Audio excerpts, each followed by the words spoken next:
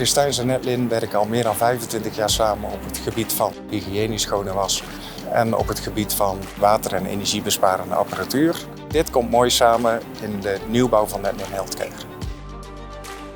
Wij hebben met de bouw van deze nieuwe wasserij hier in Elslo voor de gezondheidszorg de ambitie gehad om de meest duurzame en modernste wasserij van Europa te bouwen. Bij de plannen die Netlin had gemaakt voor deze nieuwbouw zijn wij vanaf de eerste dag betrokken geweest.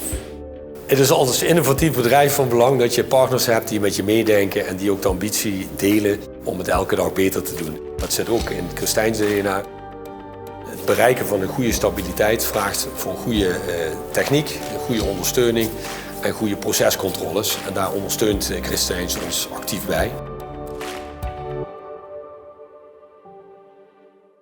Als Chris Steijns zijn we leverancier voor de wasmiddelen om Netlin volledig te ontzorgen van hun eindproduct.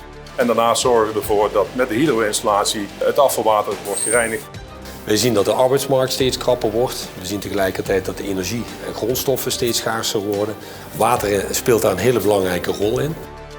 Hydro reinigt ons afvalwater. En met dat afvalwater kunnen we weer nieuw proceswater maken.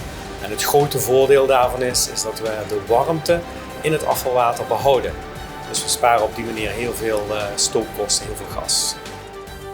We zijn met een klein volume afvalwater begonnen. En dat hebben we steeds met stapjes uitgebreid om ook de biologie de kans te geven om zich te vormen en ook een optimaal resultaat te kunnen halen met de zuivering. En dat betekent in de praktijk dat we voor de gezondheidszorgwasserij eigenlijk geen water meer gebruiken.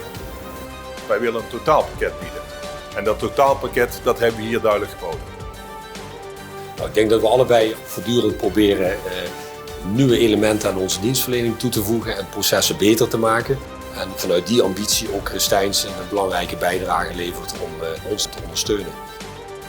En ik denk dat we elkaar daar altijd in gevolgd hebben en de ambitie die we hadden om de dingen beter, slimmer en efficiënter te doen.